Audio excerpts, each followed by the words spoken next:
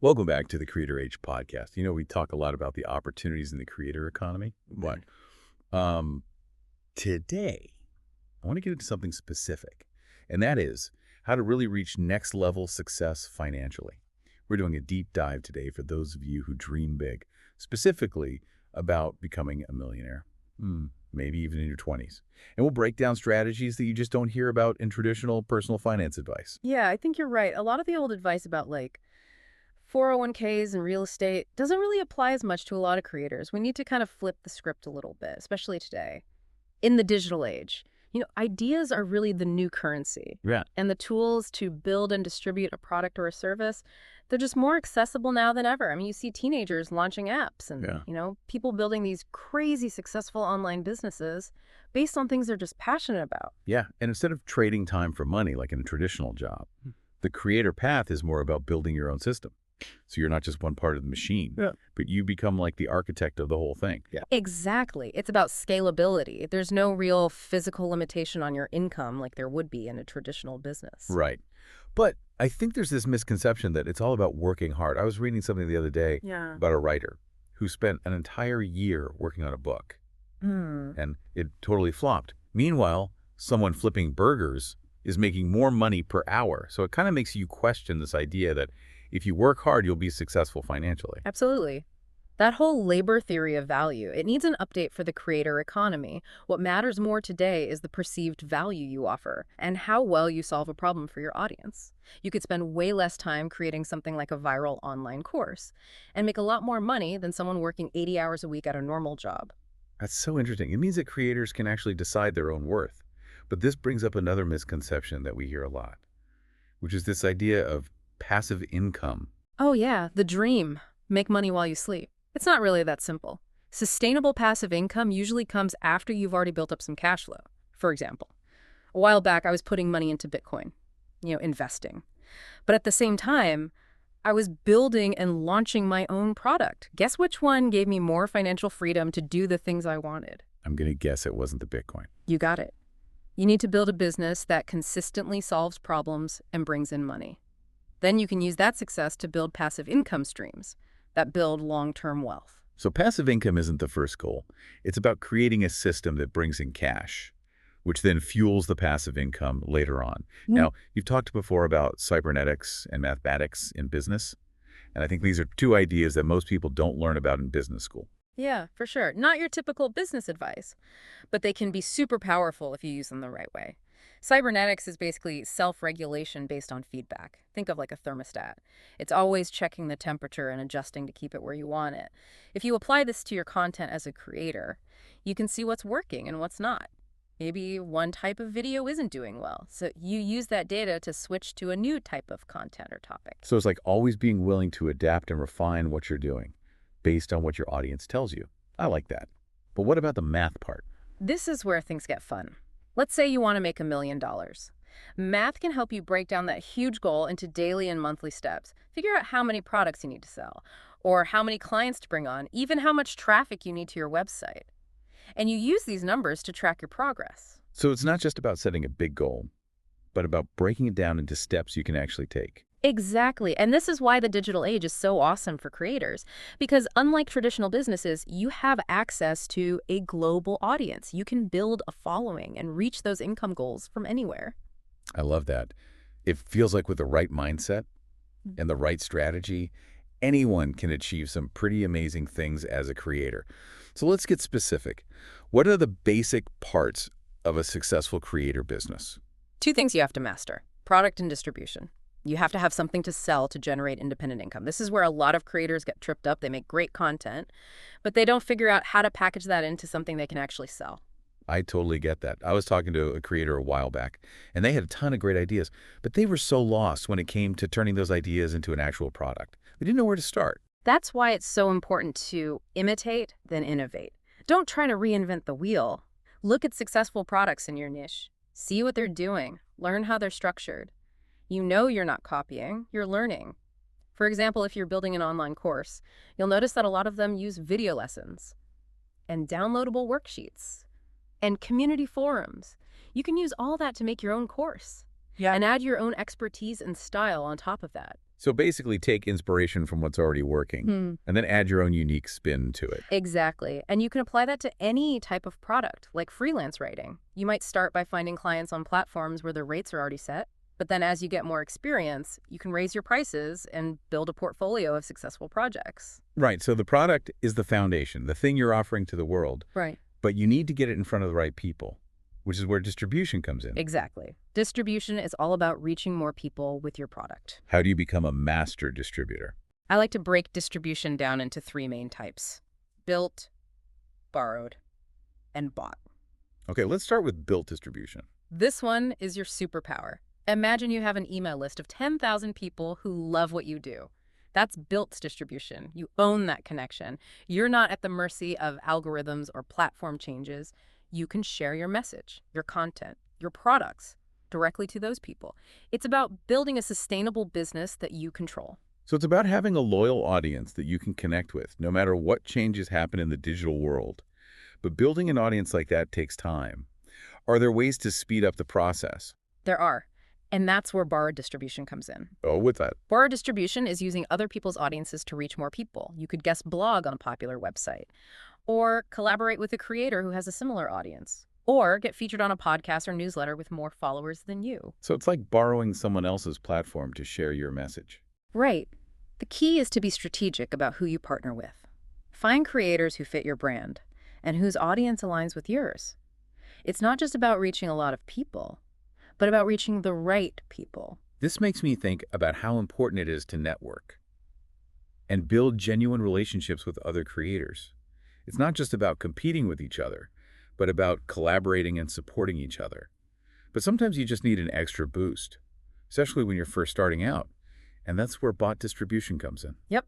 Bot distribution is using paid ads to reach a bigger audience. You can run ads on social media, search engines, or any websites that are related to what you do. Paid advertising can be a little scary, though, especially if you don't have a lot of money to spend. It's definitely something to be careful with. Start with a budget, test different platforms, and see what works best.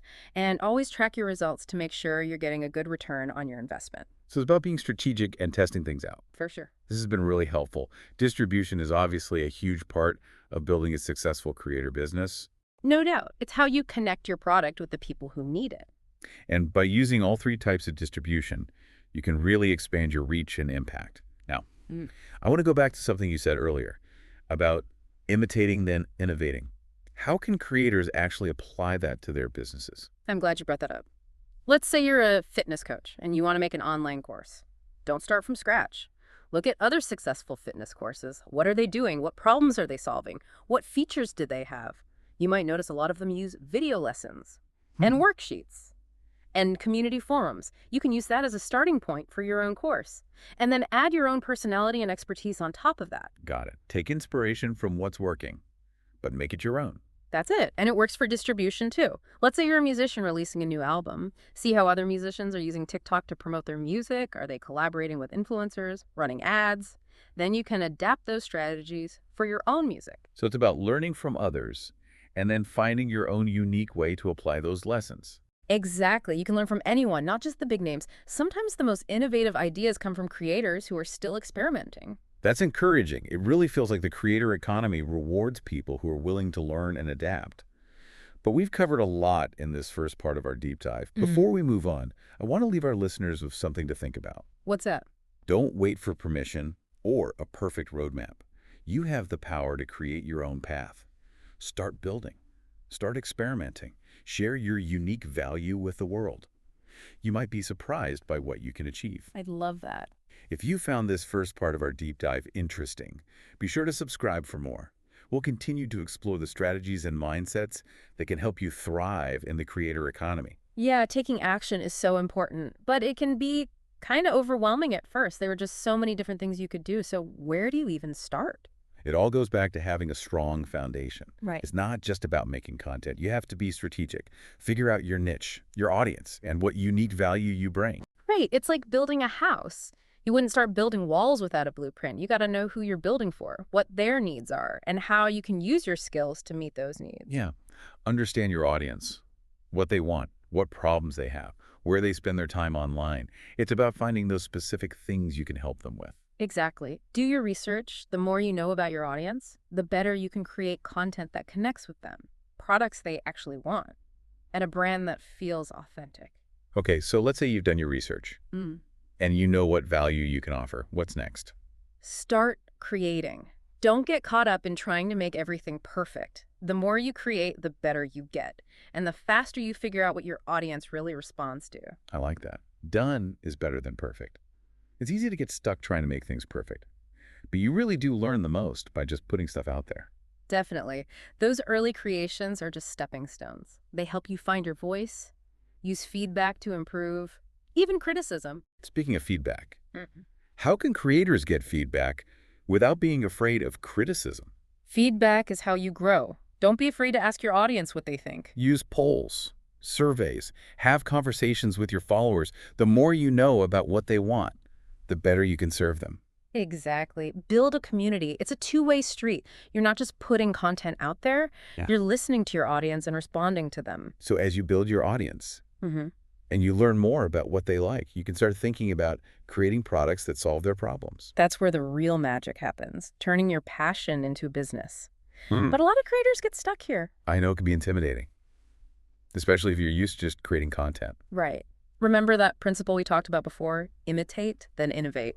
Yeah. Don't try to reinvent the wheel. Mm. Look at other successful products in your niche. What are they doing right? What features do they have? How are they marketing themselves? If you're building an online course, look at other courses that are doing well. What are they charging? How is their content structured? So basically, learn from what's working and then add your own unique twist. Exactly. Find that balance between inspiration and originality. Use your own skills and knowledge to create something special. And remember, your first product doesn't have to be perfect. Just get something out there, get feedback, and keep improving it. That's the idea behind the minimum viable product, or MVP. Get a basic version of your product out there quickly, even if it's not perfect, and then use feedback to make it better. That's a great way to think about it. You can test your ideas, make sure there's a market for what you're offering before you spend too much time and money on it. It's about being flexible and listening to your audience. Now, creating a product on top of everything else you're doing can be a lot. It definitely can. And that's why it's important to remember that you don't have to do everything yourself. You can collaborate with other people, find partners, outsource some tasks. Delegate. It frees up your time and energy so you can focus on the things you're best at. That's a good point. Build a team to support you. Yeah. But even with a team, it can still be tough to stay motivated when you're facing challenges. How do you stay resilient? Community is so important. Find other creators who understand what you're going through. Your tribe. Exactly. And remember, don't compare yourself to others. It's easy to get caught up in that on social media. Right. Everyone's journey is different. Focus on your own goals. Celebrate your own wins. Don't get distracted by what other people are doing. Run your own race. And remember that success isn't always linear. There will be ups and downs. Exactly. Building a business is about more than just money. It's about creating something you're proud of, something that aligns with your values. And designing a lifestyle that you love. Okay, I love that. It's about finding that sweet spot where passion, purpose, and profit all come together. Exactly. And in the next part of our deep dive, we'll talk about some specific strategies for building that kind of business. Yeah, that's what it's all about. Passion, purpose, and profit. But for a lot of creators, money is the biggest challenge. How do you manage the business side of things when you're just starting out? Well, it's a common challenge, but you got to get creative and practical. One of the best things you can do is learn about finances. Financial literacy. Exactly. Understand how you make money, track your expenses carefully, make smart investments. So it's about thinking like an entrepreneur, You're the CEO of your own business. even if it's just you. Yep. Set financial goals, make a budget, track your progress. It gives you a sense of control over your future. It's about taking ownership, not just of your creative work, but of the business too. Absolutely. And as you start making money, reinvest some of it back into your business. Like buying new equipment, taking courses, or hiring someone to help you. It's like taking care of a garden. You got to keep nurturing it if you want it to grow. Love that analogy. And don't be afraid to ask for help. Find a mentor, an advisor, a business coach. They can give you valuable advice. Yeah, it's good to have people you can talk to who've been there and done that. It's not a journey you have to take alone. Community is everything. Celebrate wins together. Face challenges as a team. support each other. This has been such a great conversation. I'm feeling really inspired. Me too. The creator economy is so exciting. There's so much opportunity. So as we wrap up this deep dive, I want to leave you with one final thought. Success isn't just about money.